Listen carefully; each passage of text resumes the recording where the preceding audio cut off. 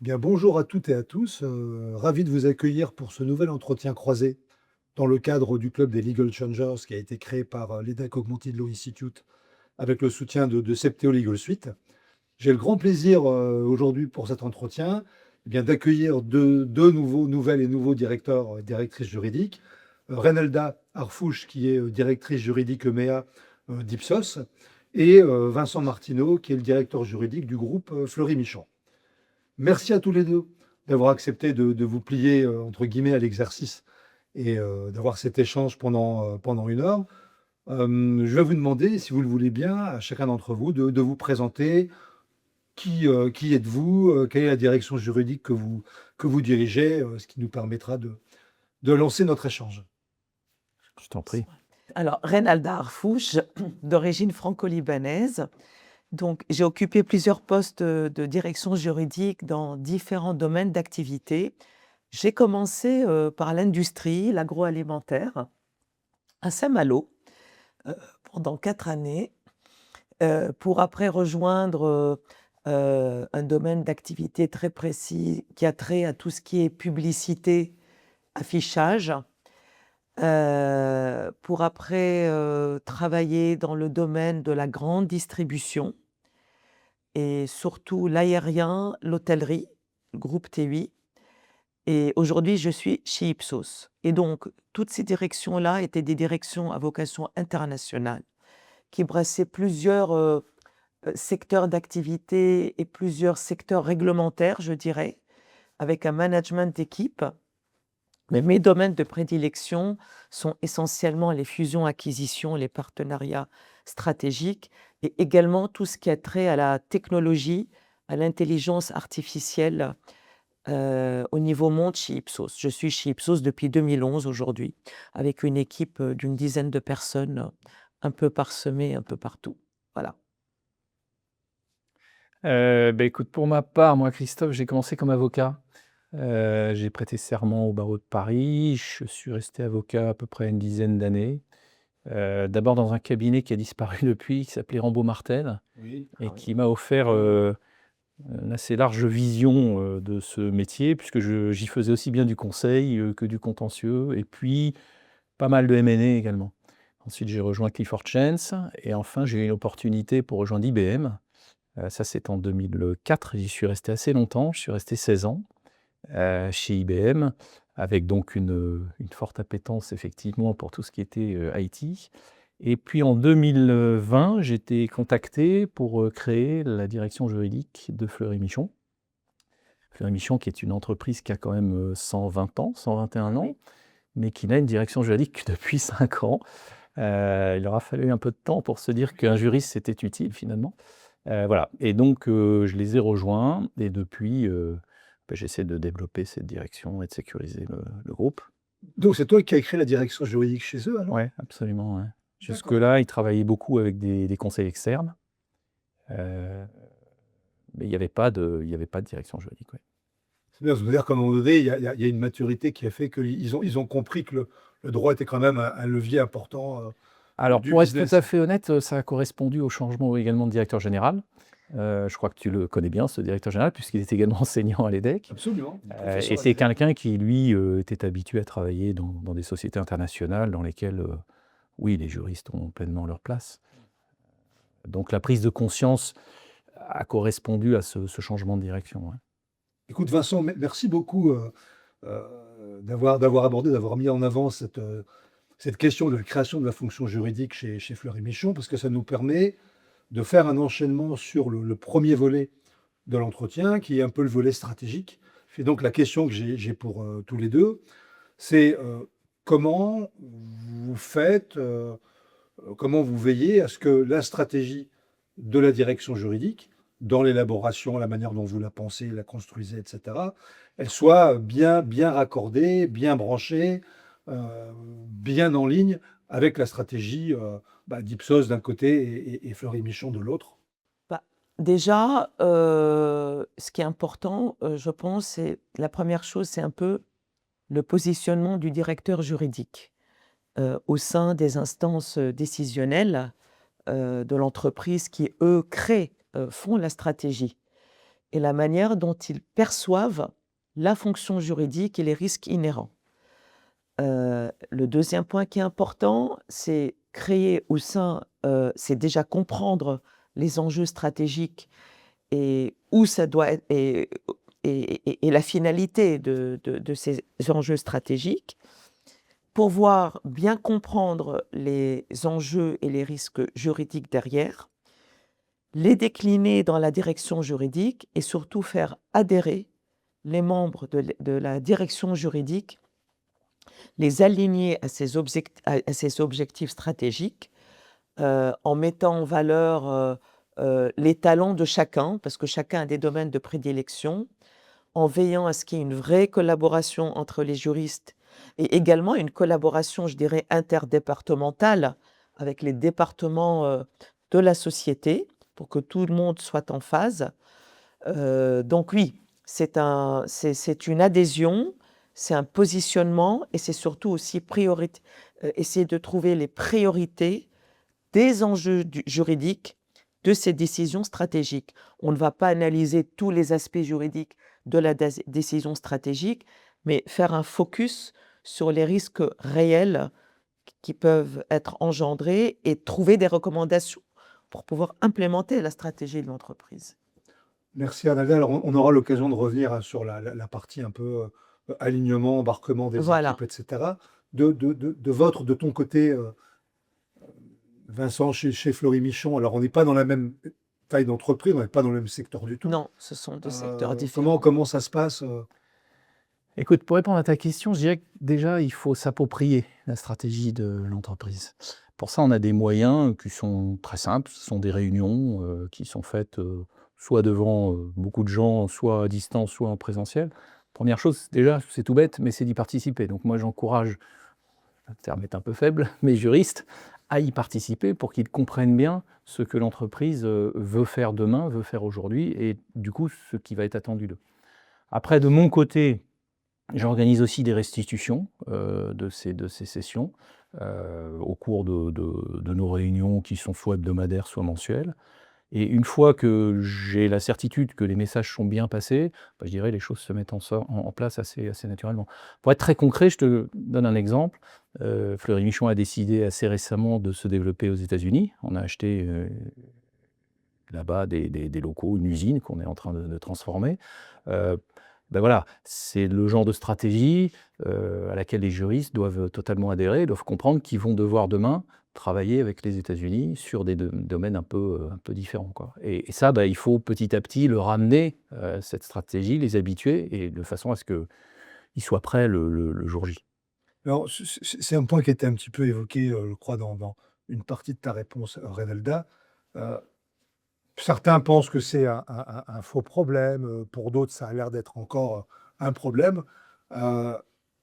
Est-ce que, parce que je crois que c'est le cas chez Fleury Michon, chez Ipsos, tu vas nous le confirmer ou pas, Renelda, justement dans cet alignement stratégique, est-ce que c'est capital que la directrice ou le directeur juridique soit donc du COMEX, ou est-ce que, bon, ça c'est une question de culture d'entreprise, c'est pas forcément... Alors, oui et non, parce que j'ai été par le passé membre du COMEX, donc j'écoutais, je prenais acte, j'intervenais. Et chez Ipsos, aujourd'hui, une personne de mon équipe est représentante du COMEX en France, parce que j'ai une responsable juridique France. Moi, je suis IMEA, donc c'est très large, donc je vais à beaucoup de conférences. La participation, la présence dans un COMEX peut être utile pour comprendre ce qui se passe, entendre, prendre des notes et essayer de voir comment on va les ingérer au niveau juridique. Mais le plus important, au-delà de cette participation, c'est après le travail qui va être fourni par le juriste en amont et comment il va être véhiculé et approprié et restitué aux parties prenantes du business. Donc, une présence au COMEX, oui, ça peut créer une légitimité, mais pour moi, ça ne s'arrête pas là. La légitimité, elle trouve sa source dans une implication de A à Z, dans l'excellence, dans la performance et dans la crédibilité des avis et des recommandations qu'on fournit. Ça, je suis très Vraiment. bien. Oui, oui, Ça, c'est pour moi la vraie légitimité. très d'accord. Mais d'un autre côté, Vincent, est-ce qu'on peut... Alors, il n'y a pas de sous-entendu dans ma question, hein, mais est-ce qu'on peut... parce que être membre d'un COMEX, c'est être aussi en capacité de peser Mais c'est très bien. sur certaines C'est décisions. c'est important.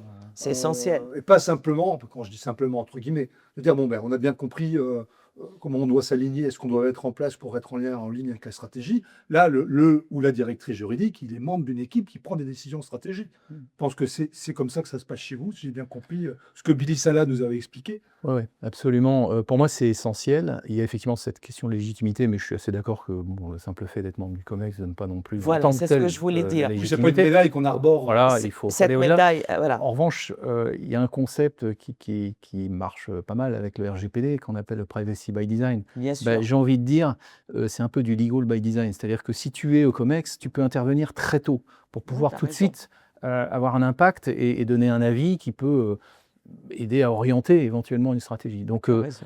en ce sens, pour moi, c'est capital. Alors après, bon, Fleury-Michon, c'est 3000 personnes. On n'est pas une multinationale énorme. Donc, c'est d'autant plus important. J'ai besoin d'être à la source, à la fois pour partager les idées et puis éventuellement rappeler quelques garde-fous, on va dire, mais surtout pour aussi être au courant de la stratégie, j'ai envie de dire, le plus tôt possible et pouvoir m'adapter le plus tôt possible. Alors moi, mon combat n'est pas nécessairement le COMEX, etc. Mon combat, aujourd'hui, je le vis sur un sujet déterminé, c'est que chez Ipsos, quand on veut initier des projets, on crée des espèces de steering committee. Ouais. Là, on travaille par exemple sur tout ce qui est la data synthétique et la twin data. OK? Donc ça, c'est très important parce que ça touche beaucoup à la sécurité, à la protection, à des problèmes d'IP. Et donc, on va créer, il a été décidé de créer un comité advisory de synthetic de twin data. Le juridique n'y était pas. Donc, on est en train on a fait la demande et on a demandé à ce que le juridique y soit. Pour moi, le juridique doit être dans tous ces comités stratégiques / opérationnels pour faire son job. Parce que, puisque ces comités-là sont quelque part le reflet de la déclinaison d'une stratégie globale. Moi, je me battrai plus pour être dans ces stratégies. Il y a partie prenante, aussi bien les gens de la tech, les gens de la finance, les gens qui traitent tout ce qui est la scientist data. C'est là où on va faire notre boulot et qu'on va intervenir et qu'on va avoir notre légitimité. C'est sur ces comités ad hoc. Alors justement, c'est ce que tu évoques là, ça m'amène à vous poser encore à tous les deux la question suivante. Est-ce que vous avez parce que je pense que chaque directrice, chaque directeur juridique a entre guillemets, ces petits trucs, ces petits tuyaux, ces petites astuces, petites ou grandes, hein, pour, au-delà de ce qui est formalisé dans l'organisation, faire passer vos messages et voilà, exercer au bon sens du terme le pouvoir d'influence du juridique quand il doit l'être. Que ce soit très en amont, que ce soit plus en aval. Enfin, on le sait tous, hein, il y a ce qui est formalisé dans une organisation, puis il y a l'informel qui fait que bon, La discussion, et vous discutez pas tous les jours, ça? je prends mon MS Team, j'appelle, quand ils sont nous une grande partie des gens de la data et de la tech sont à Chicago. Donc quand ils sont à Paris, tout de suite, le dîner dans un super bistrot parisien, pour le mettre en appétit et commencer à faire passer mes messages. Bah oui, les bistrots parisiens pour des Américains, c'est bien. Vous faites une qui se détente, c'est ça? Non, mais il y a aussi, Alors, c'est un peu, parce que je ne sais pas si on appelle ça soft skills, Si. mais c'est aussi une façon de, voilà, déjà de recevoir les gens correctement. Donc ça peut être à travers les cafés, à travers ces petits dîners, à travers le MS Team, à travers les gens du procurement. Parfois, je prends des canaux un peu indirects pour faire monter les messages, pour ne pas être toujours préemptoire en disant il faut faire ça. Évidemment, on formalise, mais il y a aussi toute une relation humaine qui doit être durable, de confiance, qui est primordiale à mes yeux. Le respect qu'on peut générer et la confiance qu'on peut créer. D'ailleurs, j'ouvre une parenthèse très Et je rapide. tiens à mon bistrot parisien parce qu'il m'a beaucoup aidé, mon petit bistrot parisien. Si vous me permettez une parenthèse rapide, on en reparlera tout à l'heure quand on abordera des questions plus technologiques. Mais là, on est typiquement dans, vous savez, le capital informel des entreprises. Là, on n'est pas du tout dans ce qui peut être automatisé ou Bien sûr, automatisable. Et ce capital informel, il est extrêmement mais il est important. très important. C'est comme ça qu'on réunit en M&A, par exemple, dans des grosses négociations. Pour moi, ça, c'est 50% du boulot. Alors, les gens me regardent parfois comme ça, mais c'est comme ça qu'on obtient, ou on essaye de faire adhérer, ou on obtient des compromis. C'est 50% de ce qui ne se voit pas, de ce qui n'est pas écrit. L'informel. L'informel, oui, l'informel. Alors, bon, moi, les Attends, bistrots parisiens pour les Vendéens, c'est pas, oui, ils sont très bons en Vendée. Vous avez quoi? c'est C'est quoi pas, vos c'est spécialités pas ça qui va les culinaires? convaincre. J'essaie de faire passer les choses de la façon la plus naturelle qui soit, et peut-être même avec humour quand je peux. Exactement, Alors, c'est l'humour est pas très important, toujours je suis d'accord avec possible, il toi. peut y avoir des choses trop L'humour est graves très pour faire de important. l'humour, mais sinon, oui, c'est important d'avoir un excellent relationnel. Je pense qu'un Ouais, ça, juriste, c'est... il a une fonction tellement holistique dans l'entreprise que s'il est fâché avec une partie de l'entreprise, il va avoir beaucoup de mal à faire son travail. Donc il faut être très, très ouvert, très, très à l'écoute, et puis savoir un peu dédramatiser, si je peux le dire comme ça, les sujets, ce qui n'empêche pas du sérieux, ce qui n'empêche pas d'être C'est vrai qu'on est d'être perçu carré, mais voilà, le faire avec humour quand on peut, c'est pas mal. on est un peu perçu parfois comme des portes entre guillemets de prison. Ça, c'est un peu une perception ancienne, mais on est très moderne et on sait rire et on sait se tourner en dérision et on sait être dédié aux gens et aider les choses à faire avancer. Et c'est vrai, l'humour, tu as tout à fait raison, c'est une composante essentielle en entreprise ou en dehors de l'entreprise. On fait passer beaucoup de messages à travers la dérision également. Le juriste, il est souvent, enfin, le juriste, je prends le terme au sens large. J'exagère dans ce que je vais dire volontairement, mais perçu comme une porte de prison pour reprendre ta Oui, j'aime expression, bien dire la porte de plus prison. par des criminels. Vous voyez ce que je veux dire? Pas. Ouais, ouais, ouais. Ou comme des policiers, oui. Ouais, des C'est sûr que c'est un peu le risque. Alors moi, il se policiers. trouve que je suis aussi directeur de la conformité. Donc Ah ouais. effectivement, c'est un rôle qui est bon, assez connexe à celui de Ouais, directeur juridique, mais qui est différent, ouais. qui est effectivement un peu plus encadrant, on va dire. Donc c'est un risque, oui. Et c'est un risque contre lequel il faut lutter en étant ouais, le plus ouvert, le plus simple. Pourquoi pas, Exactement. de temps en temps, faire un peu d'humour. Ouais. Alors, petit rebond rapide, puisque tu évoques le sujet, parce que c'est le cas dans certaines entreprises, mais ce n'est pas le cas partout. Quand on est à la fois directeur ou directrice compliance, conformité et juridique, c'est quelque chose qui se vit facilement, qui se construit facilement, ou on peut être schizophrène. Je dirais, ça dépend probablement des gens avec qui tu travailles. Ouais. Personnellement, je travaille avec des gens très honnêtes, donc et c'est pas naïf de ma part de dire ça, c'est la réalité. Donc j'ai pas eu de mal à mettre en place un certain nombre de règles quand je suis arrivé.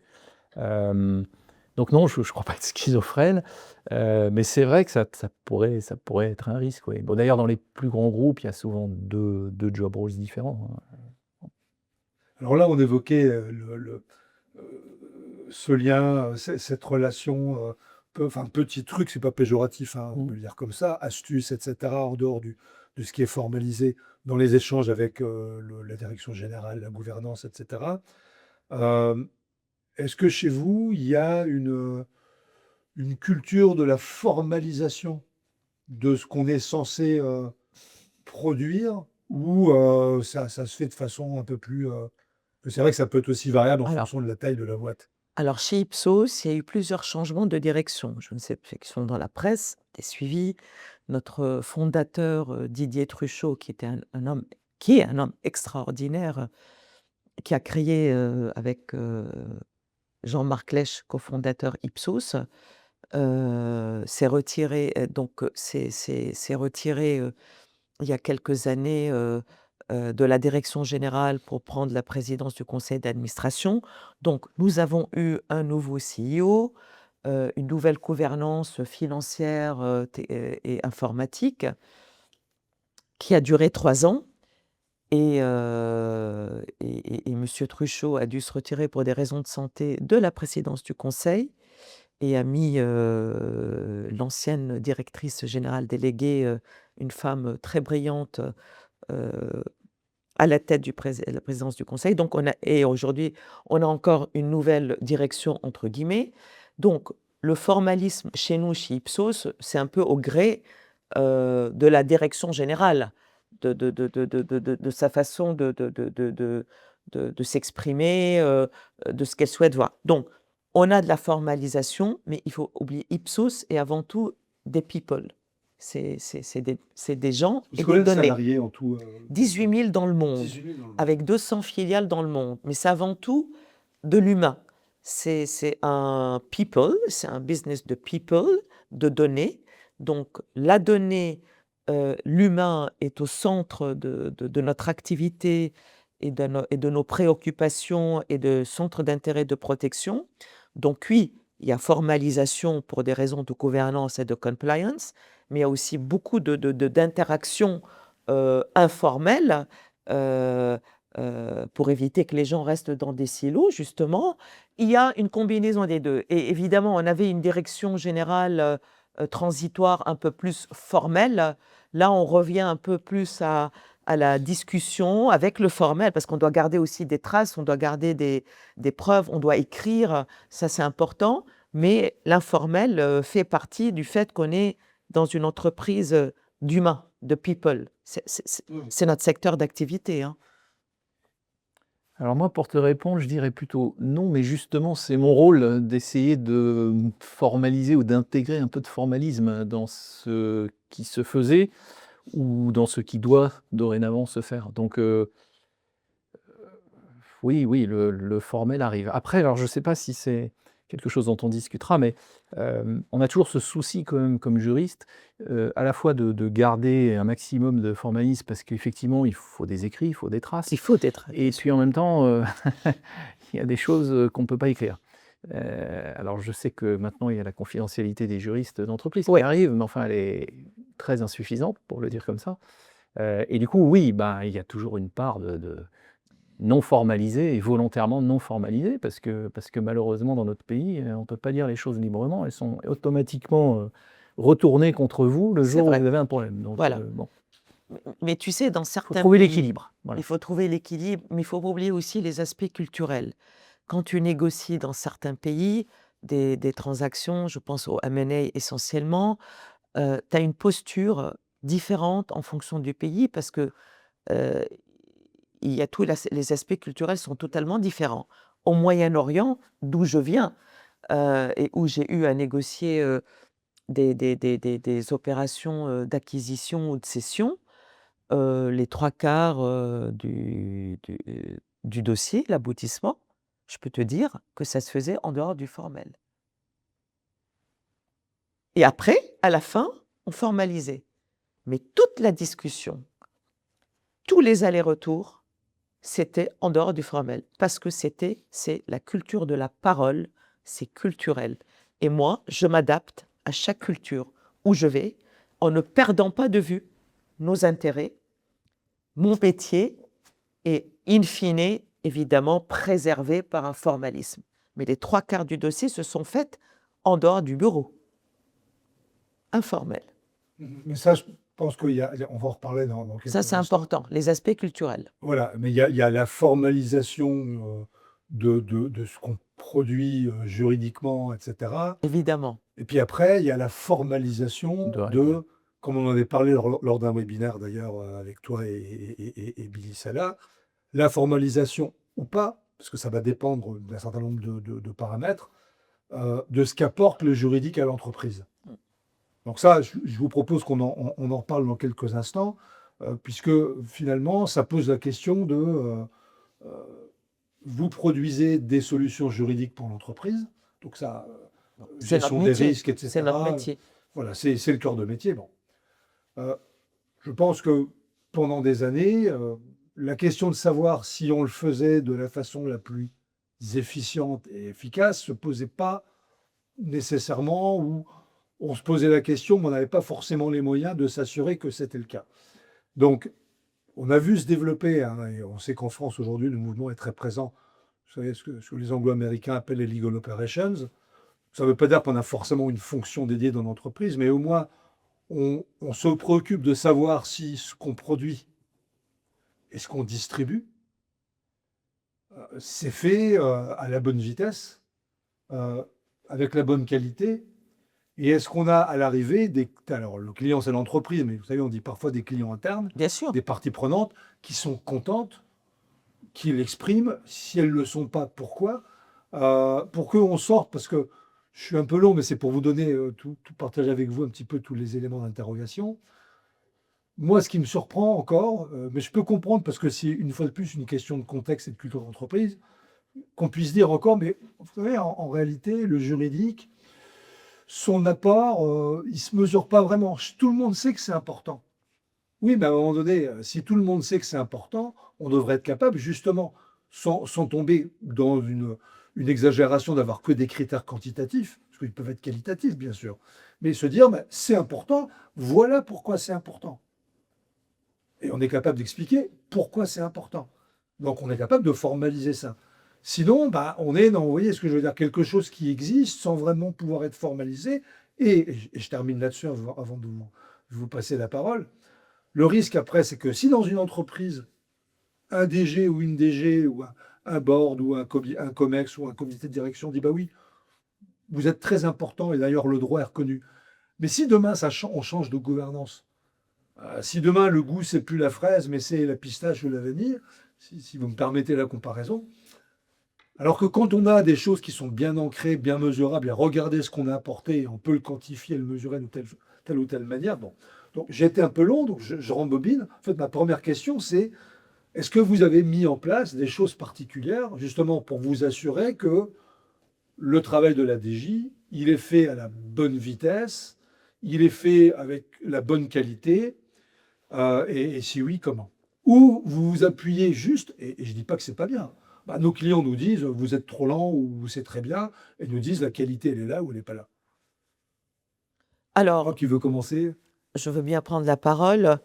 Bon, je ne cache pas que, et je pense que c'est le cas dans beaucoup d'entreprises, les équipes juridiques ne sont pas les meilleures équipes super staffées.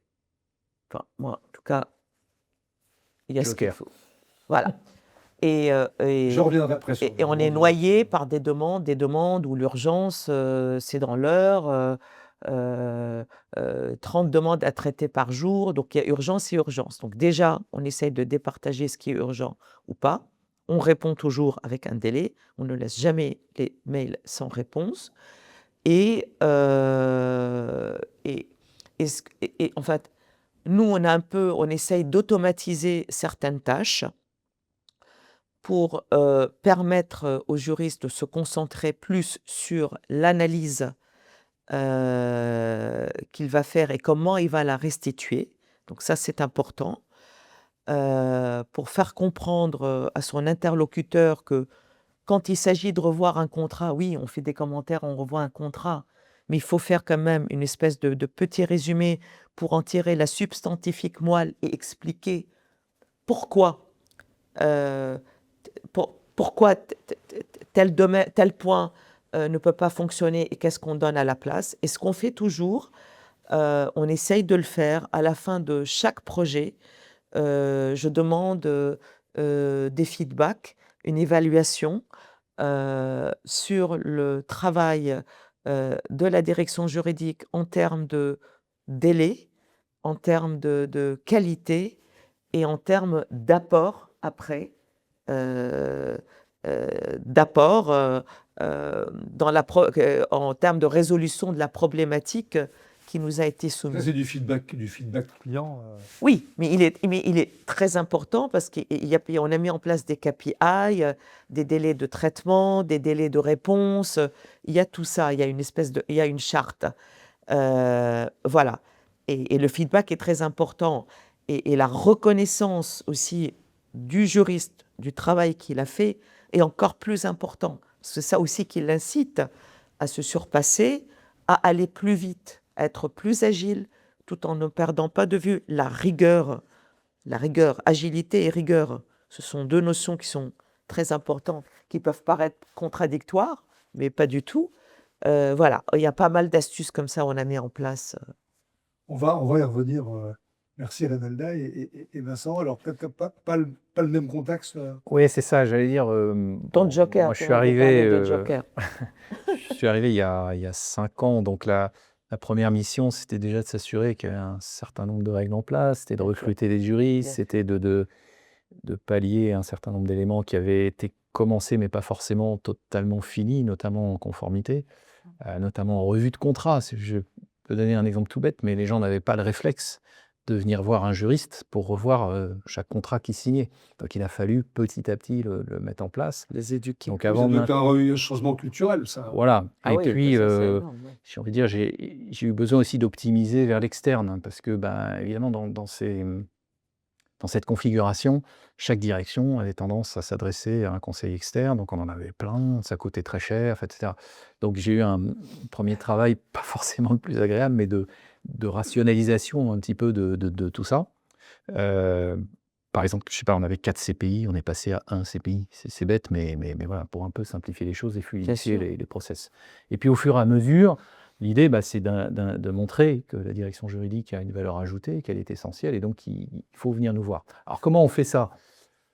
Honnêtement, dans une société qui n'est pas non plus énorme, qui n'est pas tentaculaire, et avec une direction juridique, c'était là mon joker, qui est bien trop petite, ça ne servirait à rien de mettre en place des KPI très, très, très Ça, sophistiqués. je suis d'accord avec La toi. première chose, elle est sur le feedback, elle est sur est-ce que les gens sont contents, et s'ils le sont moins, comment on fait pour améliorer.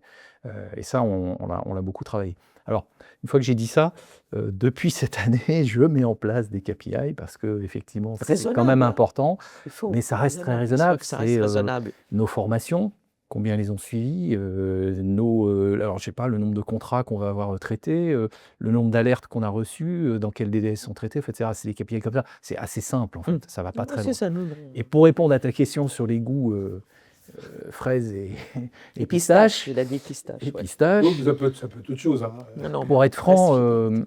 alors peut-être que ça sera amené à changer, tant mieux pour notre métier, mais mon expérience, pour le coup, me montre que quand il y a un changement de direction générale, eh bien effectivement, l'un des premiers à se poser des soucis, c'est le directeur juridique. Pourquoi? C'est pas forcément anormal. Il y a un intuitu personné qui est très Je fort. suis d'accord. Le directeur juridique, c'est aussi un peu un grand mot, mais le confident, hein. On va lui dire des choses très très en avance. Tiens, tu penses qu'on peut faire ça? Et là, voilà, à nous de justement savoir un petit peu, tout en toujours favorisant le business, mettre un certain nombre de garde-fous. Et donc, compte tenu de cette position, il est assez fréquent qu'en cas de changement de direction générale, le nouveau directeur général ait envie de, voilà, quelqu'un qu'il connaît, quelqu'un en qui il a confiance, etc. Alors, ça peut s'acquérir, mais je pense que le risque existe d'une part, et que d'autre part, c'est pas les KPI qui permettront ça. Oui, non. Non, C'est un les relationnel KPI, qu'on c'est développe voilà, et qui c'est juste des travaille. indicateurs. Voilà. Donc le KPI, c'est C'est bien. des c'est- orientations pour l'équipe juridique. Voilà. Mais Oui, on ça va intéresse pas. le directeur financier. Voilà. Oui, Voilà. parce Et qu'en ça fait, permet aussi Non, de mais se c'est pas, justifier. on Mais bon. va pas mettre la pression, mais c'est pour donner au moins une visibilité. Mais on va pas sanctionner. Moi, je ne sanctionne pas mes équipes sur des KPI, personnellement. Non, mais je crois que. Et alors, déjà attends, juste pour assez, finir, parce que je t'en j'avais je trouvé, t'en prie. j'ai entendu quelque chose de très intéressant à l'un des derniers webinaires auxquels j'ai assisté, de tes webinaires, hein, donc du club. Nos webinaires. Oui, oui, nos webinaires. Je ne sais plus qui avait dit ça, je suis désolé pour la personne, mais voilà, et qui expliquait que chaque année, il faisait un rapport de ce qui avait été fait par la direction juridique et qu'il le présentait, alors je crois que c'était en COMEX justement, justement pour, entre guillemets, vendre la direction juridique. Voilà, cette c'est année, pas on a, vous savez qu'on a acquis telle société, voilà, nous on a fait ci, on a fait ça, il y a eu tel procès, tel truc, je crois que c'était Boubacar, mais bon. Ouais, je sais, j'ai un doute sur ça. Comme je ne l'ai pas encore rencontré en plus, je ne veux pas parler de lui sans lui, mais voilà. Et j'avais trouvé que ça m'a, voilà, ça je me suis dit, c'est vraiment intéressant parce que pour le coup, on fait énormément de choses. On va jeter un peu des fleurs, hein, on est là pour ça. Et souvent, elles ne sont pas forcément très publicisées. J'avais un ancien directeur général qui me disait, fais attention, le savoir-faire c'est une chose, mais le faire savoir en est une autre. Et en entreprise, c'est effectivement extrêmement important. Ouais. Et c'est un challenge pour une direction juridique de faire savoir qu'on est là. Ça, c'est quand j'arrive. Qu'on est important, ça c'est au cours de ces 5 ans. Puis maintenant, d'aller encore au-delà, de dire non seulement on est important, mais on est même un rouage essentiel. Il faut que vous pensiez à nous. Dès qu'il y a un projet, direction juridique. Dès qu'il y a un steering committee, direction juridique. C'est pas normal, au sens c'est pas sain qu'une société continue à raisonner à coup de projets ou de steering committee, etc., D'accord. sans juriste. Alors, des fois, notre rôle, il est très limité. Je veux dire, on a, nous, des steering committees qui vont tourner autour de R&D, de sujets très techniques. OK, on n'a probablement pas grand-chose à y faire. Mais au départ, c'est un réflexe à avoir. Encore une fois, marqué par ça, vous allez dire, mais privacy by design, legal by design. Il faut l'avoir en tête à chaque début de projet, en fait. Quand j'ai commencé, en entreprise en 1994, Te fais pas du mal, te fais pas du mal. je me faire du mal 14, j'avais dit, l'entreprise m'avait fait une interview, c'était à Saint-Malo, groupe Roulier, et j'ai toujours dit, et je le pense encore, que notre fonction ressemble à un homme ou une femme de ménage. C'est-à-dire qu'on tient la maison propre et les gens ne voient pas ce que tu fais parce que c'est toujours propre, sauf quand il y a un problème. Mais c'est un peu ça. C'était à l'époque, il y a 30 ans, je disais ça. Alors, justement, Voilà. je vais rebondir Je voulais sur juste te dire ça. je vais rebondir sur 2-3 choses. Petite pas gratter au sens vous embêter, mais bon, première remarque, on en reparlera par rapport à ce que tu as dit, Vincent, il y a quelques instants, sur l'importance de ce rapport humain.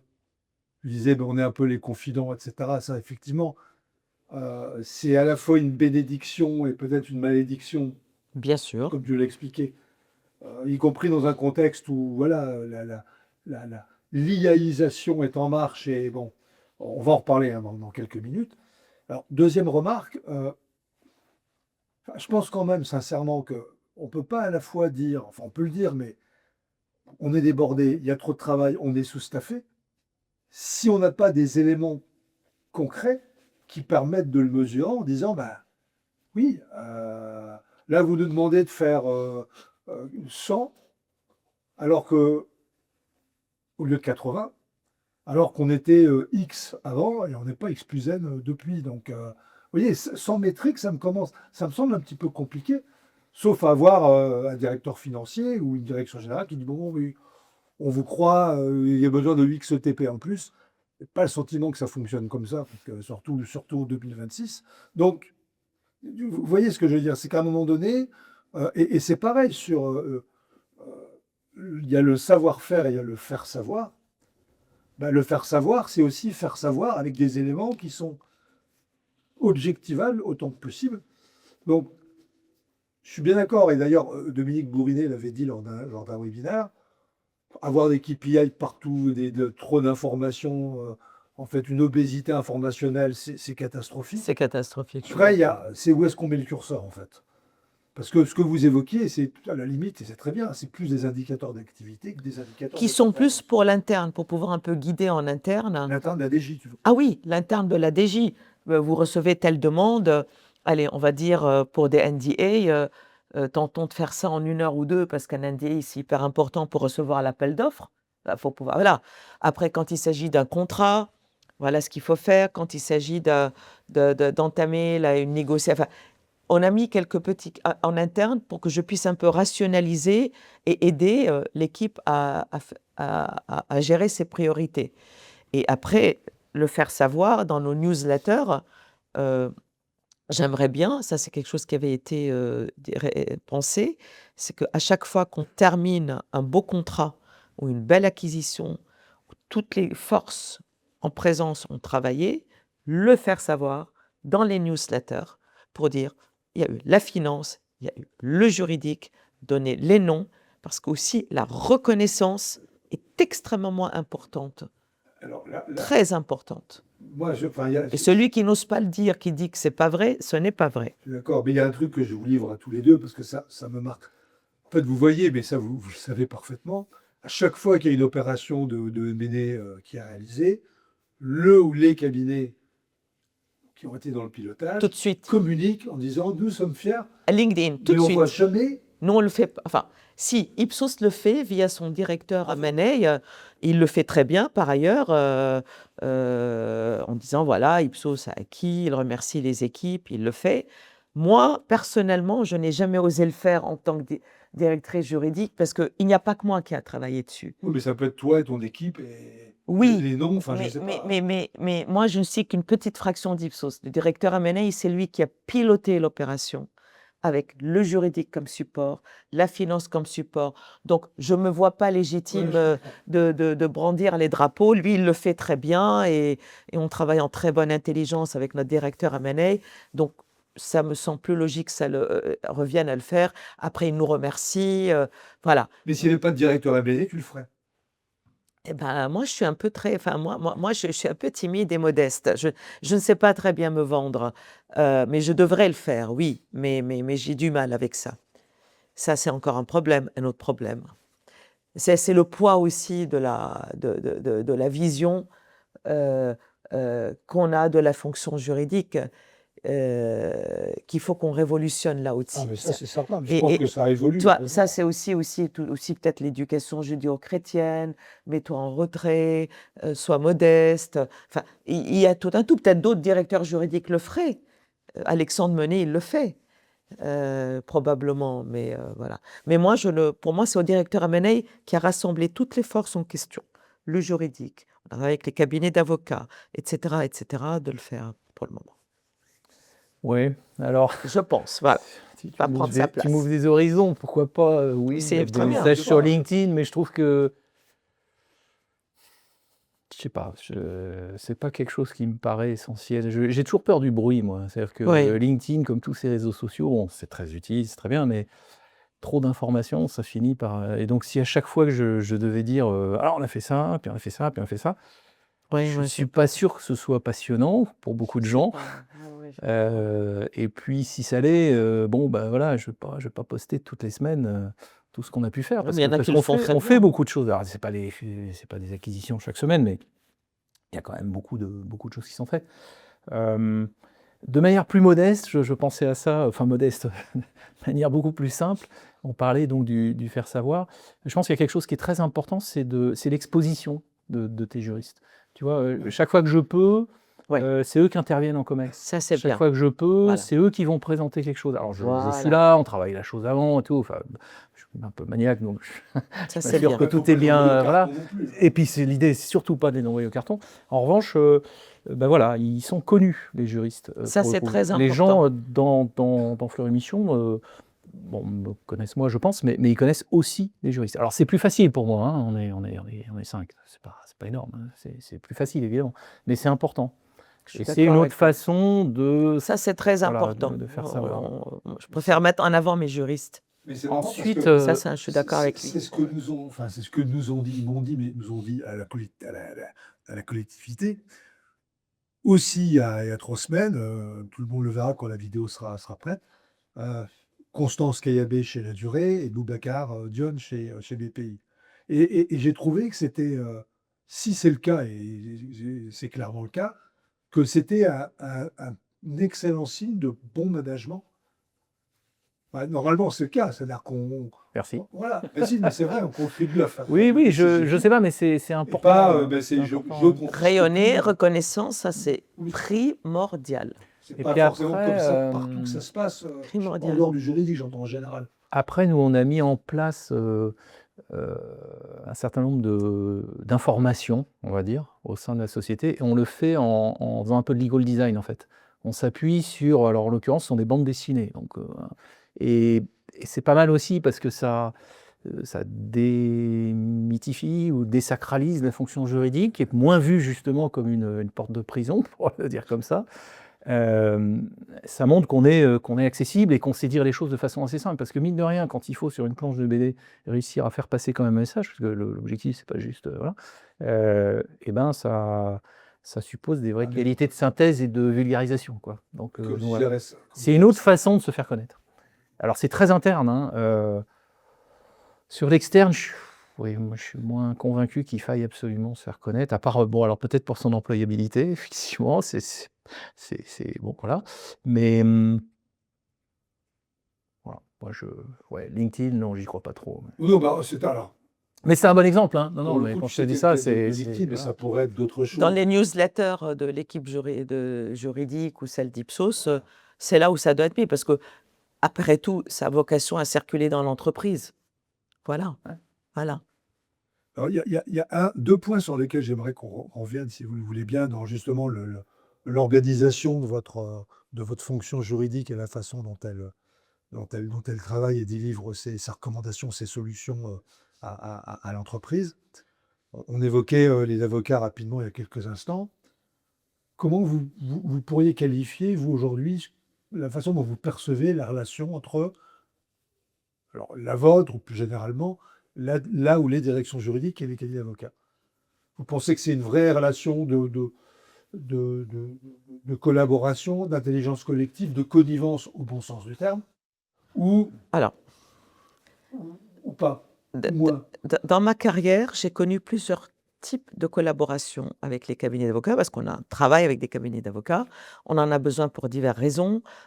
Ce serait pour alléger des tâches quand la direction juridique est très prise par des dossiers, requérir une expertise spécifique sur un dossier parce qu'on n'a pas l'expertise.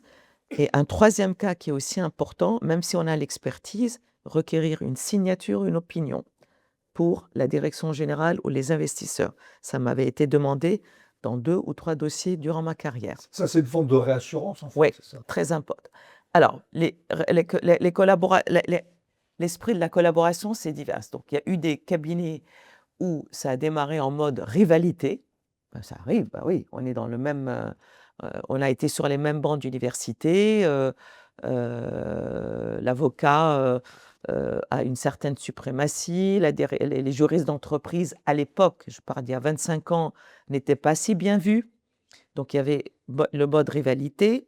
Il y a eu le mode collaboratif, complémentarité, et qui ont débouché même sur des relations amicales en dehors du travail. Il y a ça. Et aujourd'hui, comme justement on fait de plus en plus l'apologie de la fonction juridique au sein de l'entreprise, à travers, les cercles, tout ce que tu fais, Christophe, ou d'autres partenaires. Belgieux, ça, Voilà, tout etc. ça. Donc on est plus en mode complémentarité. On est plus en mode complémentarité parce que moi, je connais exactement les questions qui doivent être posées à l'avocat parce que je connais les nécessités et les enjeux stratégiques de l'entreprise. L'avocat ne les connaît pas, mais l'avocat, lui, va m'apporter une solution, une expertise. Et puis, il y a un débat, il y a un échange, on peut ne pas être d'accord. Donc, il y a une vraie complémentarité aujourd'hui, moi, je pense. Donc, c'est devenu moins en mode rivalité que c'était le cas, mais parce qu'à l'époque, la fonction juriste d'entreprise n'était pas perçue de la même façon qu'aujourd'hui. Le rayonnement de la fonction de juriste d'entreprise était plus limité qu'aujourd'hui. Oui, et puis alors, Attends, moi j'ai commencé en 90 en tant que juriste d'entreprise. puis aujourd'hui, Je alors ne vais pas vous dire mon âge, je ne suis pas très vieille non plus, mais clairement pas, moi. non, mais c'est Mais pas la avant, même chose.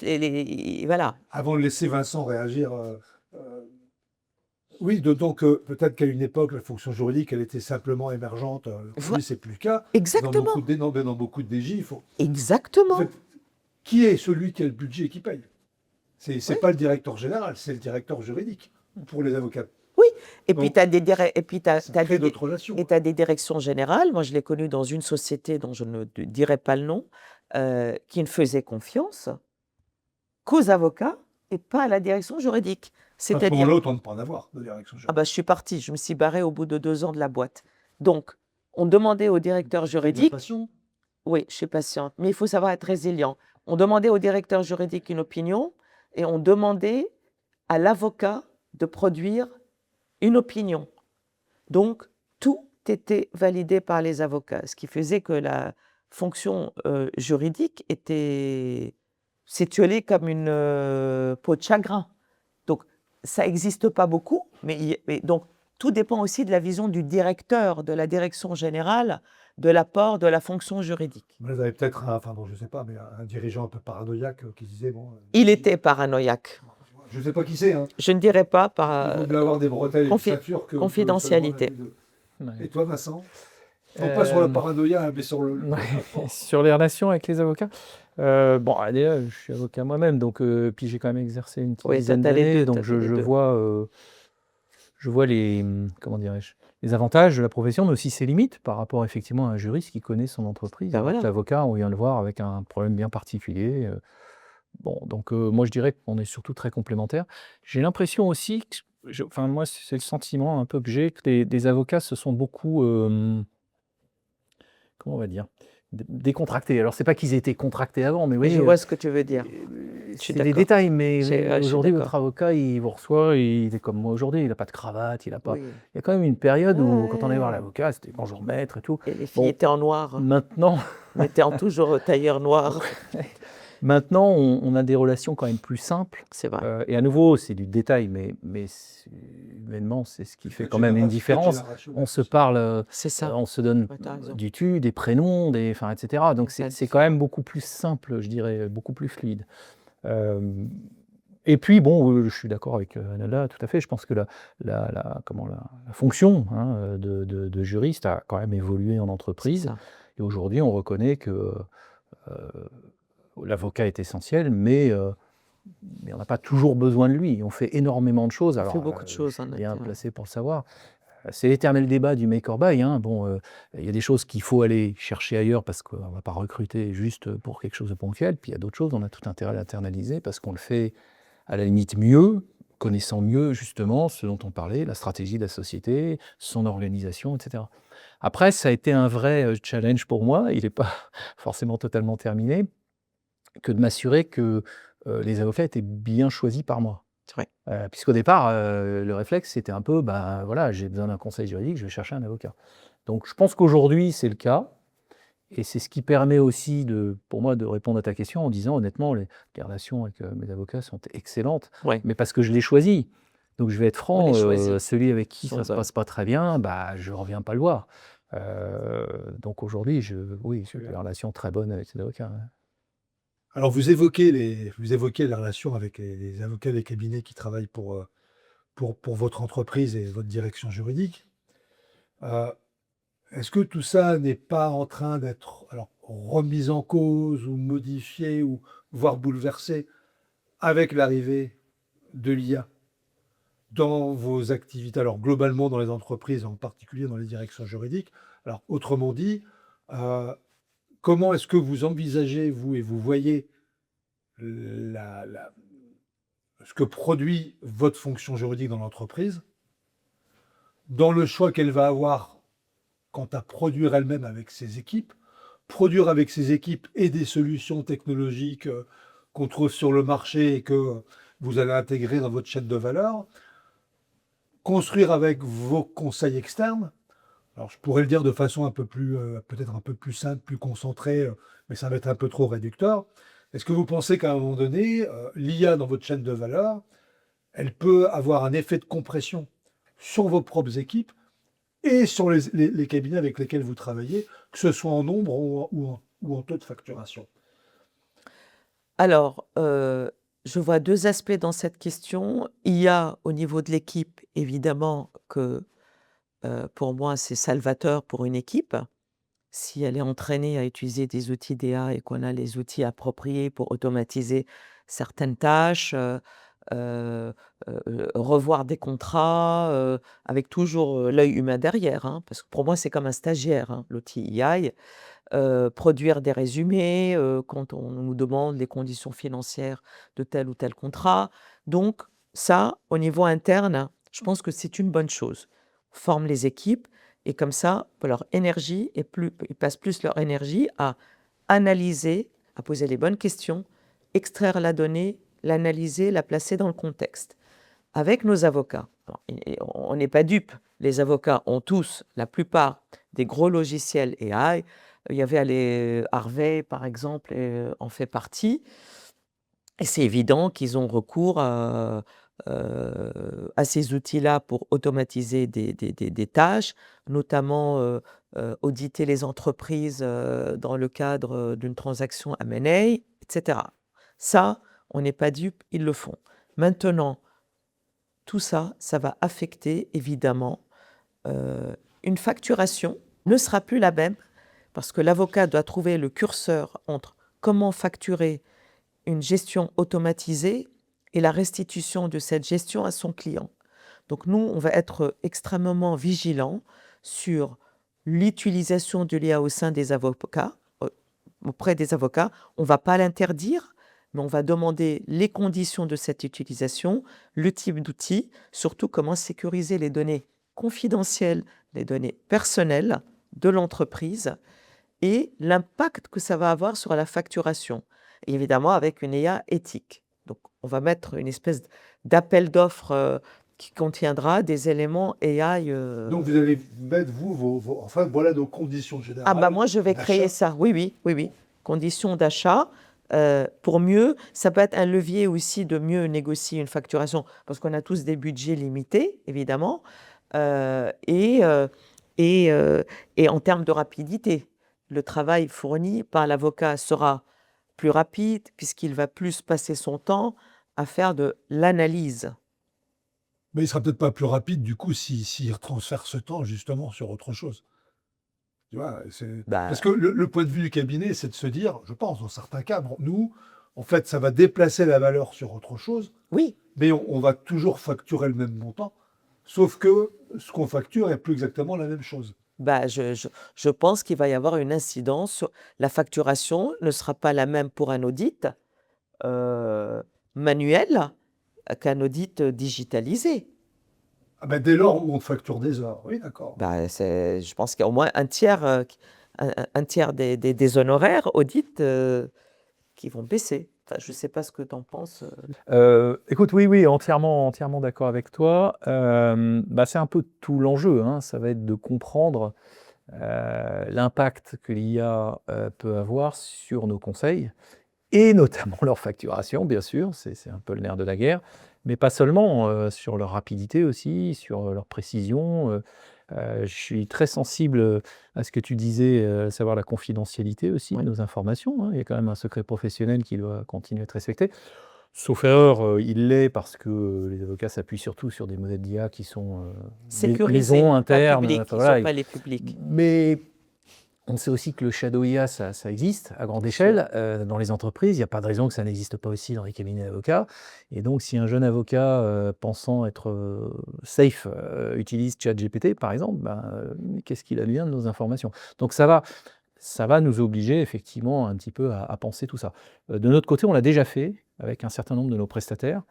On avait pensé un certain temps à interdire l'usage de l'IA. C'est amusant, hein, comme quoi on s'est rapidement rendu compte que c'était de toute façon totalement impossible et que ça allait à l'encontre du mouvement inéluctable de l'IA. Donc en revanche, on a mis en place des choses pour l'encadrer, des clauses dans nos contrats. On s'est rendu compte notamment qu'un certain nombre d'agences de communication employaient énormément l'IA et parfois avec très peu de garde-fous. Donc ils nous proposaient des choses, ils n'avaient pas forcément vérifié que c'était pas contrefaisant, ils n'avaient pas forcément vérifié qu'ils avaient les droits, ils n'avaient pas, etc., etc. C'est pas une critique, c'est juste qu'ils ne sont pas outillés pour ça. Mais voilà, l'usage de l'IA, il doit être encadré et il aura des conséquences, pour revenir plus précisément à ta question, sur nos relations avec les avocats, certainement.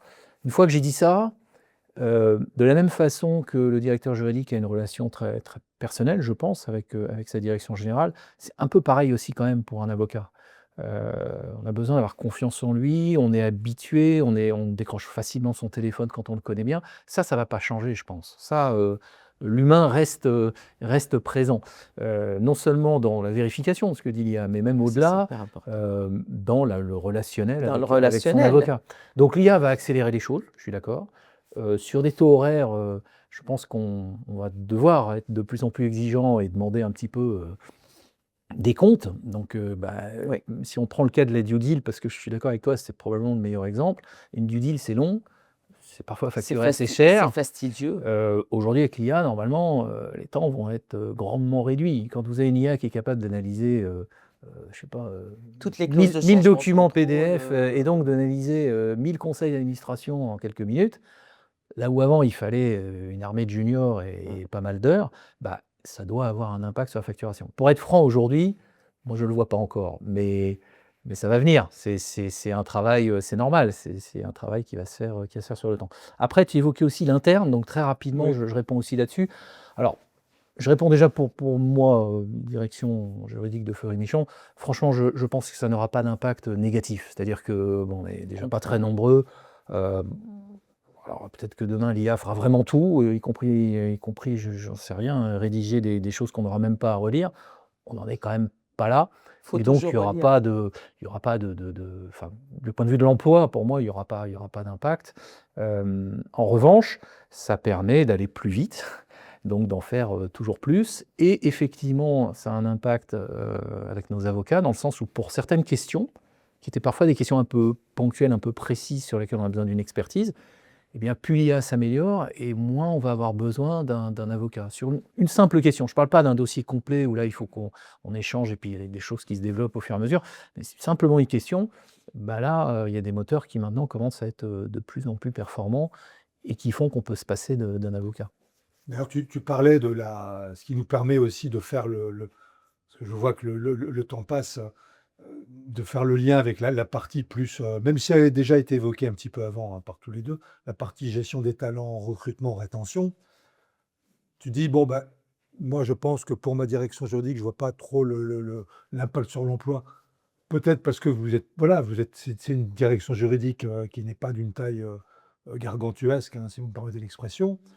En revanche, et ça, on le voit d'ores et déjà aujourd'hui, je ne vais pas citer de nom, mais dans certains cabinets de Ça, conseil, c'est y terrible. compris en France, l'effet de contraction potentiel sur l'arrivée des juniors, il peut être assez significatif, voire il pourrait être Ça, très c'est significatif. terrible. Parce que, ben, tu l'évoquais, hein, le travail d'analyse de certains documents sur les due diligence ou autres, là où on avait besoin de X personnes, on aura besoin de X moins N. Donc, euh, ma question, c'est, et ça peut être pour certains jeunes aussi une angoisse, de se dire, mais je rentre vers un métier du droit, finalement, est-ce que j'arrive au bon moment là?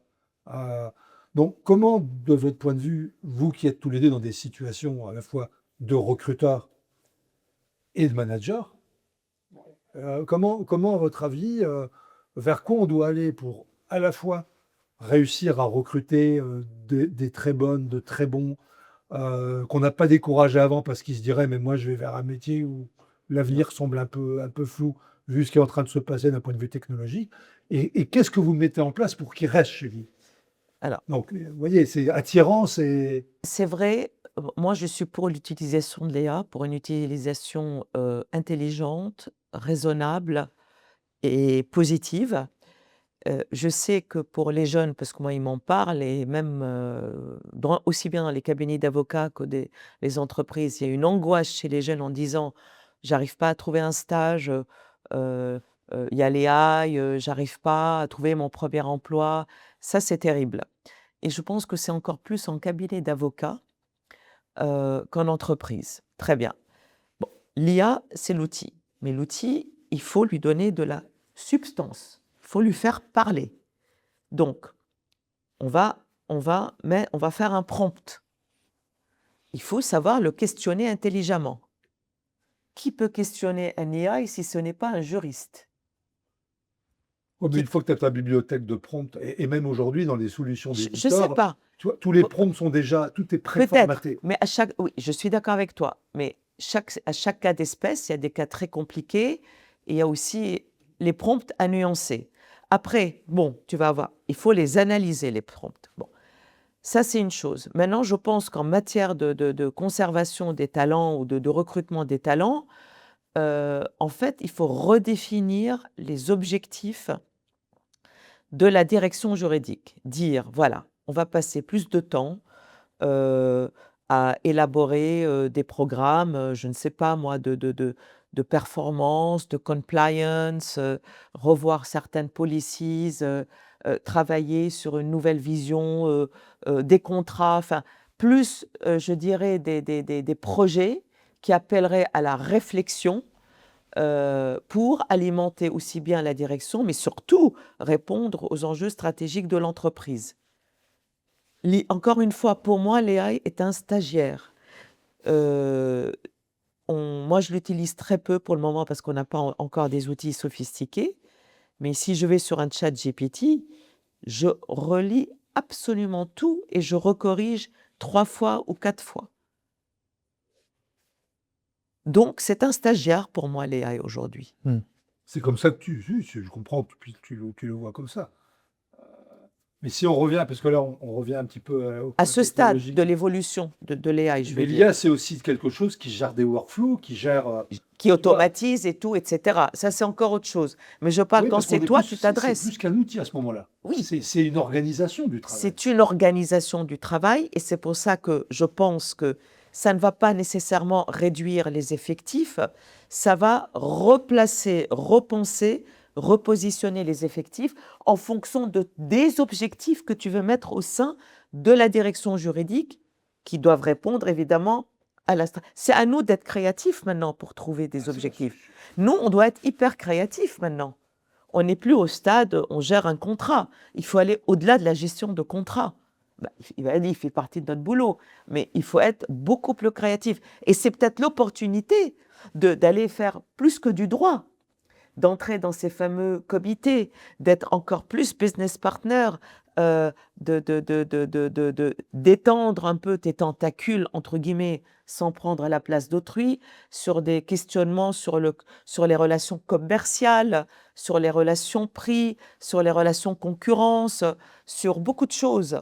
Mais là, c'est du deuxième degré ce que je vais dire. Mais tu es en train de nous dire en gros, bon, vu qu'on n'aura plus de boulot, nous, juristes, il faut Mais nous si, laisser aller Non, travailler dans on dans aura la- du boulot, mais ton boulot, comme il va y avoir une partie de ton boulot qui va être automatisée, c'est des questionnements que tu dois avoir. Tu dois créer, tu dois trouver des projets auxquels on n'a jamais eu le temps peut-être de réfléchir, ni même l'entreprise, pour revaloriser notre fonction juridique. Bien sûr un directeur juridique ne va pas être viré à cause de l'IA. Le directeur, non. Et ni même moi, je ne verrai pas des juristes à cause de l'AI. Non, non. Je vais les repositionner sur une façon plus intelligente et eux-mêmes vont me demander. Enfin, c'est quand même des esprits assez brillants, techniques, qui ont fait 5, 6 ans, 7 ans d'études. Ça ne va pas disparaître au profit d'une machine ou d'un algorithme quand même. Tu Ouais, partages alors, ça, toi alors, je dirais, déjà, je Non. ferai deux constats. D'abord, la première chose, c'est qu'effectivement, il y a des difficultés certaines dans l'emploi des plus jeunes, on le voit, mais je ne suis pas sûr que ce soit lié à l'intelligence artificielle. Pas encore. Pas encore. En tout cas, dans 90% des sociétés. Il y a toujours des sociétés plus en avance. C'est parfois un prétexte. Oui, alors je ne sais pas si c'est un prétexte, mais surtout, on parle de l'IA, mais pendant ce temps, les bombes tombent, quoi. Donc, si vous voulez, pourquoi l'emploi aujourd'hui est compliqué, c'est pas l'IA, hein, c'est un contexte, notamment géopolitique et politique interne, qui est extrêmement complexe. On parle toujours de VUCA, c'est quand même l'acronyme qui revient tout le temps, et qui est juste. Aujourd'hui, c'est très complexe pour une entreprise de se projeter Ça, c'est vrai. à plus d'1 an ou 2 ans. Donc, dans ces conditions, recruter un jeune sur lequel on va investir, c'est pas facile. C'est un point sur lequel on pourrait discuter longuement, mais ce qui est très intéressant dans ce que tu dis, c'est qu'en fait, c'est bien aussi parfois d'isoler les causalités Oui. et de se dire, bon, tout ça n'est pas responsable, enfin, ça n'est pas responsable. Absolument. Il y a d'autres éléments. Absolument, ouais. Et puis second élément, ou seconde remarque générale que je voulais faire, oui, alors peut-être qu'il y a des jeunes qui sont inquiets. Moi, les jeunes que je vois, au contraire, ils sont nés, si j'ose dire, avec l'IA dans leurs études, et ils vivent avec, et ils s'en servent extrêmement bien, Oui. et beaucoup mieux que moi. Ils s'en servent très Et donc, bien. en fait, ils apportent quelque chose, au contraire. C'est les premiers à me pousser à dire ah, mais t'as vu, il y a tel outil qui est sorti, il faut qu'on l'essaye, il faut qu'on fasse. C'est les premiers à maîtriser des prompts du juridique qui sont de qualité. Voilà, donc peut-être encore une fois suis-je naïf et j'espère que Mais dans quelques années on ne me le remontrera pas. Mais moi, je crois qu'au contraire, c'est une opportunité. Ah non, mais c'est une En revanche, opportunité. ça va nous je vais pas dire obliger le contraire. Hein. à repenser les fonctions des plus jeunes. C'est-à-dire C'est ce que qu'effectivement, je te on disais, se tu vois. formait beaucoup sur Euh, oui, des audits, des choses. Enfin, moi, j'étais un peu à l'école M&A où on commençait par des audits, enfermés dans des Oui, grandes je me salles, les rappelle. data rooms. Sans- Maintenant, les data rooms, elles sont virtuelles. sans Voilà, mais on manger, était sans dedans, on manger. nous amenait les registres comme Ah ça, ouais, et tout à fait. fallait y On a aller. tous fait ça. Bon, c'est plus comme ça, mais ils apprendront différemment. Peut-être aussi que plus rapidement, on pourra leur confier des tâches de valeur ajoutée un peu plus forte. Préparer des mémos, préparer des choses. Mais derrière, l'humain est toujours là. Ben, Alors, là encore, peut-être que dans 10 ans, ce ne sera plus le cas, mais aujourd'hui, le marteau ne plante Il pas sera le toujours clou là. tout seul. Et je vais Alors là, j'en suis persuadé. Donc dire que l'IA est un outil, c'est pas suffisant, je suis d'accord, ça va au-delà. Mais il y a des choses qu'il ne peut pas décider, il y a des directions qu'il ne peut pas prendre, il y a Mais pas. des échanges qu'il ne peut pas avoir avec la personne qui vous interroge. C'est quand même assez rare une personne qui vient vous voir avec une question ou un dossier à qui vous répondez blanc, noir, allez, au revoir. Non, c'est des échanges, ça prend du temps. Donc pour finir, parce que je vois que Renalda veut intervenir, pour finir juste, moi Prends ton l'IA, je vais temps, vous dire, prends le ton vrai temps. danger que je vois pour ma direction juridique, c'est plutôt l'usage qu'en font des non-juristes. C'est-à-dire qu'aujourd'hui, l'IA, et Il a c'est raison. valable, Tu as j'en tout ai à déjà fait discuté raison. avec mon directeur général, il me disait, mais si tu savais, tous mes administrateurs font la même chose, ils interrogent ChatGPT pour savoir Ils quelle te est la bonne sortent des stratégie pour clauses. Ils te l'entreprise. sortent des Et clauses bien là, c'est parfois. la même chose. Il y a des gens qui arrivent et qui disent, oui, alors le règlement machin dit que, et donc nous, on fait pas ça, comment ça se fait et tout. Et là, il faut rembobiner, dire, ah non, non, non, tu as mal interrogé l'IA. Non, il dit pas ça, le règlement. Non, justement, si tu regardes, il y a une exception, il y a un truc, il y a quelque chose. Et là, le rôle du juriste, il est, j'ai envie de dire, classique. On s'adapte parce qu'on a des gens qui se croient de plus en plus sachants. Certains le sont, hein, c'est pas une critique. Voilà, j'interdirai pas l'usage de l'IA juridique à des non-juristes, c'est pas ça. Mais on est toujours là, nous, comme juristes, et on a toujours besoin de nous. Ça, j'en suis absolument persuadé. Je parle aujourd'hui. Alors demain, le jour où l'IA, effectivement, sera vraiment une IA et qu'on l'aura intégrée dans des robots qui, bon, bah, peut-être qu'on n'aura plus besoin de nous. Oui, bon, très bien. Un jour, on n'a plus besoin je sais pas moi, des cochers. Bon, on est peut-être les cochers de demain, mais de demain. Aujourd'hui, l'IA, c'est pas pour moi un danger pour notre fonction, c'est une obligation de la repenser certainement, oui. Pas forcément en allant vers d'autres fonctions, comme tu disais un peu ironiquement. Euh, je crois pas, mais de repenser ce qu'on fait et la manière dont on fait, ça oui, certainement. Donc, Renalda voulait réagir sur Non, quelque je suis chose. d'accord. Pardon. Non, je suis d'accord ce que tu dis. Donc, il faut qu'on repense. J'ai toujours dit que l'humain est très important et restera la clé de voûte. L'utilisation des non-juristes, moi, parfois, j'ai des non-juristes qui me disent le contrat dit ça, ça, ça, mais ils ont oublié de faire des croisements de clauses. Enfin, bref, je dis, ça, c'est mon boulot, laissez-le nous. Voilà. Maintenant, pour les jeunes, je pense à une chose. Si on veut que l'IA soit bénéfique au sein de l'entreprise, aussi bien pour les jeunes que pour les plus seniors, parce que voilà, il faut que les universités commencent à intégrer l'AI, je ne sais pas comment ça se passe, moi j'ai quitté la fac il y a longtemps, dans les cours et apprendre aux juristes déjà comment concilier l'expertise juridique qu'ils tirent de leurs cours, de leur enseignement, avec l'AI, de façon à ce que quand tu vas les embaucher, ces gens-là, ils aient déjà ce mindset et qu'on n'a pas l'impression de dire « mais je n'ai pas besoin de junior parce que j'ai l'AI ». Tout doit commencer par l'entreprise, comme pour les écoles. Dans les écoles, moi, j'ai jamais vu de charte AI encore parce qu'on ne veut pas que les élèves utilisent l'AI. Tu ne pourras jamais empêcher un élève d'utiliser l'AI. Donc, autant ne pas faire l'autruche et dire, voilà une charte intelligente. Toi, élève, dès l'école, tu commences à utiliser l'AI de cette façon-là. Moi, prof, je l'utilise comme ça. Mais dans la fac, parce que nous, c'est quoi? On recrute des gens qui vont sortir de l'université. Ils doivent avoir déjà ce mindset de conciliation AI avec l'expertise. Donc, il faut commencer par la source, je pense. Et sur Si la tu es d'accord. rétention, parce que tout à fait d'accord, mais sur la rétention que tu évoquais, Tu vois?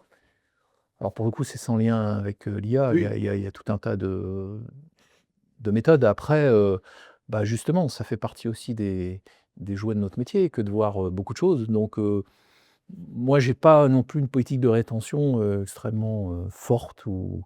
Je considère que tant que le juriste est heureux, bah, il reste. Et puis, le juriste est plus heureux, il s'en va, quoi. Mais l'IA n'a pas d'impact là-dessus. Non, Non, je l'IA crois n'a pas. pas d'impact sur Je la pense rétention pas. du tout. Elle en pense aura pas que ça plus fasse dans peur. elle en aura plus dans les Oui, il cabinets n'y a d'avocats. pas. Non, non, Ça est-ce reste qu'on est très- heureux peut-être. ou pas dans Peut-être. l'environnement Oui. dans lequel Très, on très vit clairement. ou- Parce que non. dans les cabinets d'avocats, Non, non, non. en fait, jusqu'à présent, entre guillemets, un associé qui s'en va, ou une associée, un partenaire qui s'en va, qui est très réputé dans son domaine, etc., il s'en va avec son savoir-faire, d'accord? Les clients suivent ou ne suivent pas, ça leur appartient, et elle ou il s'en va avec son équipe. Bon. Demain, en fait, plus le partenaire ou la partenaire dans tel domaine va dépendre d'un ensemble de données, de la façon dont une technologie est à traiter ces données, qui est propre au cabinet éventuellement. Enfin, vous voyez ce que je veux dire. En fait, plus le couple être humain-machine en cabinet va être important, plus c'est la firme qui capte la valeur, Ouais, tu as raison. moins c'est l'individu. Ah, je pense qu'il y Mais aura ce phénomène-là. aujourd'hui, je vais faire vraiment très très vieillot de dire ça, mais aujourd'hui, l'avocat, il s'appuie sur un ensemble de connaissances. Il avait des belles bibliothèques avec des Dalloz bien rangées. Bon, maintenant, ça c'est fini, c'est sous forme d'un outil, mais ça reste la même chose. C'est quand même lui qui va digérer tout ça, qui Exactement. va les rendre accessibles à ses Exactement. clients, qui va répondre à ses clients. Bien sûr. L'IA fait pas encore ça. L'IA lui permet d'aller tout de suite à la dernière jurisprudence, lui sort même une note qui lui dit bah voilà comment elle a évolué, etc. Ça oui, mais il est à mon avis toujours indispensable pour un moment la Pour l'intégrer transmission. dans le cas d'espèces Alors que après, tu je te mentionnes. rejoins, c'est le jour où il quitte son cabinet, si par exemple il change totalement d'outil, peut-être qu'il va être un peu perdu au début et qu'il va perdre un peu de son savoir-faire, si je puis dire. Mais il n'y a pas que ça Alors, dans le non savoir-faire. seulement, alors tu as Pardon. raison, non, mais oui, je suis d'accord, mais c'est pas seulement l'outil avec ou sans guillemets, c'est toutes les données. En fait, l'astuce, si je puis dire, la grande capacité des grands fournisseurs de modèles, c'est que petit à petit, ils ont réussi, en fait, ils encapsulent Ouais. la connaissance et la compétence, ou en tout cas une partie de la chaîne de compétences, dans leur modèle. C'est-à-dire que plus on aide à entraîner quelque chose, etc., plus ce qui a été entraîné devient performant. Tu vois, donc je ne suis pas en train de dire que ça va grand remplacer. Non, ce que je suis juste en train de dire, c'est que, en fait, je pense qu'on ne mesure pas, on ne sait pas comment ça va se passer. Je pense que personne n'en sait rien. On voit aujourd'hui aux États-Unis qu'il y a certains cabinets qui se créent, qui sont, alors ceux-là, réellement AI native. Mm. Et il y a, j'en ai un en tête, il y a 100 associés, il n'y a aucun collab. C'est-à-dire qu'ils ils ne font pas de recrutement, c'est malheureux, mais c'est comme ça, ils font que du recrutement latéral, parce qu'en fait, toute la couche, on va dire, de travail que font classiquement les juniors, c'est automatisé. Mais tu as aussi des lois, justement aux États-Unis, qui sont en train de sortir pour interdire simplement l'usage de l'IA. Ah, On n'a mais plus le droit d'aller devant un juge en ayant juste façon, préparé son dossier avec l'IA. je pense qu'aux États-Unis, dans bon. certains États, ils sont en train de se dire, il n'y a que la régulation qui va empêcher le laminage de la profession. Ouais. Mais pareil, peut-être que dans 5 peut-être. ans, on se dira, bon, tout ça, je sais pas, ça allait plus vite qu'on ne pensait ou ça a complètement explosé. Mm. Mais peut-être en conclusion, parce qu'on va vraiment déborder, mais ça, c'est lié aussi à votre enthousiasme et à la richesse de vos contributions. Il est en train de dire qu'on est bavard. Bah, ça veut dire qu'il est content. Ah bah, c'est vrai. Comment voyez-vous la fonction juridique dans 5 ans? Voilà. Deuxièmement, quel est le défi le plus surprenant que vous ayez rencontré dans votre mission et comment vous l'allez surmonter? Et puis, troisièmement, vous en prenez 2 sur 3, ou les 3 suivants, mais pas qu'on soit. Allez, je te le laisse, tout en euh, quelques Qu'est-ce que minutes. vous auriez, si vous n'aviez Je te pas laisse été aujourd'hui, prendre les sujets. si vous n'avez pas été aujourd'hui directeur ou directrice juridique, quel métier vous auriez aimé faire? Agent double. Alors, on va commencer par un agent double. Tout ce qui est dans les C'est pas déjà le services, cas au moins. les services secrets et reporter. Voilà. C'était les 2 choses qui m'ont intéressé. Service. C'était ça ta réponse préparée? Non, le mot de la fin, c'était autre chose. Alors, vas-y Vincent, et puis on reviendra. Alors moi, sous-marinier. J'ai toujours été attiré par les sous-marins. Tu sais, Ça on n'est peut pas paraître si bizarre, loin que ça, mais c'est la voilà. défense. Jeune, j'ai lu un bouquin de Robert Merle sur les SNLE, les sous-marins nucléaires lanceurs d'engins, et c'était c'était vraiment la carrière à laquelle je me destinais. Et puis bon, bref, Tu es parti sur autre je chose. suis parti sur autre chose. Tu sais pourquoi? Mais voilà, Parce j'aurais été sous-marinier. Ouais. Ils te disent toujours, commencer à faire du droit, ça mène à tout. Puisque tu vas être reporter ou rentrer dans les agences de services secrets, il faut faire du droit, on a commencé comme ça. Et moi, je n'ai jamais abandonné le droit. Voilà. Donc, j'ai Après, renoncé à mes l'autre rêves. question peut-être, c'est la fonction juridique dans 5 ans. Ah oui. Ça, j'aime bien parce que c'est vraiment impossible de vraiment Oui, savoir. mais c'est du. Mais moi, je la vois peut-être trop optimiste, et je la vois de plus en plus intégrée en fait dans les fonctions. Aujourd'hui, on reste une fonction assez régalienne. Et je pense qu'on sera de plus en plus intégré dans les processus de développement de nos sociétés. D'accord avec toi. Alors peut-être un peu moins gros qu'aujourd'hui. Alors moi je dis ça, encore une fois, on n'est vraiment pas gargantuesque pour reprendre ton expression, mais peut-être que certaines directions juridiques auront besoin de maigrir un peu, mais mais on sera toujours bien là. Et je te dis, je pense de mieux en mieux intégré, parce que finalement, le service qu'on vient chercher chez nous, bah, tant mieux s'il est plus performant, tant mieux s'il va plus vite, tant mieux si on n'a plus besoin d'aller vérifier nous-mêmes des trucs parce que l'IA le fait pour nous. Mais ça, d'un point de vue de la direction générale, je peux me tromper, mais ça les ravit plus qu'autre chose. Tant mieux. Je veux dire, c'est Donc, il y a un message très positif pour nous. un message d'optimisme. Oui, oui, oui, oui, oui, Ouais, oui, oui, merci. oui, oui. Et Renalda, Dans 5 ans, ou ton mot de conclusion, si... mon mot de conclusion, parce que dans 5 ans, C'est trop loin. je partage ce que tu dis, et c'est très long, et puis beaucoup de choses évoluent très très vite. Donc le mot de la fin, pour moi, il y a deux mots-clés qui doivent être conjugués ensemble pour le juriste. C'est le mot agilité et le mot rigueur. Vous avez évoqué ça tout à Voilà. l'heure. Ouais. Agilité, pourquoi? Donc pour une adaptation très rapide à ces évolutions technologiques, mais aussi à l'inflation réglementaire, parce que la technologie a fait couler beaucoup d'encre et donc beaucoup d'inflation réglementaire. Donc ça, c'est l'agilité. Et la rigueur pour toujours garder en tête le respect du contexte et des normes réglementaires.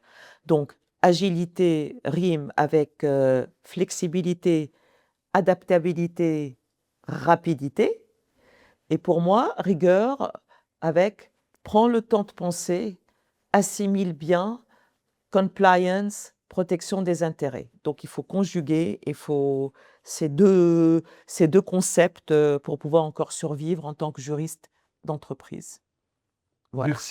Merci beaucoup à tous les deux. Effectivement, je pense que et là, c'est plus un mot pessimiste de ma part qu'optimiste. Je pense que la place juridique dans notre société et dans les entreprises, au-delà des questions d'automatisation, d'IA, etc., à mon avis, ne va pas aller en se réduisant. Au contraire. Pourquoi? Parce que on est quand même malheureusement dans une société où les valeurs communes sont pas toujours ou de moins en moins communes. Donc il y a quand même des fractures de plus en plus fortes. Deuxièmement, est-ce qu'on a une éthique globale partagée?